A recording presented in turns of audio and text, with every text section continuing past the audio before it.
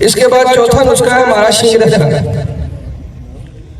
शिंगरफ हमारा है जी, सुरकाई है 60 ग्राम, कलमी शोरा 60 ग्राम और सिंबल फार सब्ज जो मीठा सोडा और सुहागा में बनता है वो बना हुआ सिंबल फार 60 ग्राम। तीनों को पीस के यकजा कर ले। कढ़ाई आधा नीचे आधा ऊपर बिछाएं, दरमियान में तोला तोला की 5 डलियां तक शिंगरफ की रख सकते हैं। ऊपर 200 ग्राम सरसों का तेल डाल दें और चूल्हे पर रखें। आग 2 चौकी रखें। 60 ग्राम कलमी शोरा, सुरखकाई 60 ग्राम। सुरखकाई आपने सोडियम डाइक्रोमेट लेनी है, दानेदार जो होती है, डली वाली नहीं लेनी। और सिंबल फार सब्ज जो मीठा सोडा सुहागा में बनता है वो वाला 60 ग्राम।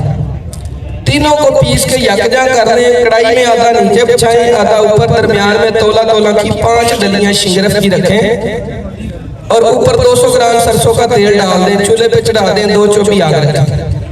ये तेल पक पक के इसके अंदर फिर आग लग जाएगी। जब आग लग जाए चूल्हा नीचे से बंद कर दें। जबकि कढ़ाई ठंडी हो जाए, अंदर आग खुद ब खुद बुझ जाए, ठंडा हो जाए, तो अदविया का खिंगर सा बना हुआ होगा, वो तोड़ेंगे तो शिंगरफ आपको बावजन मिलेगा। ये शिंगरफ फालिज पे, असाबी पट्टों की कमजोरी पे, कुव्वत बा पे बेबहा काम करते हैं।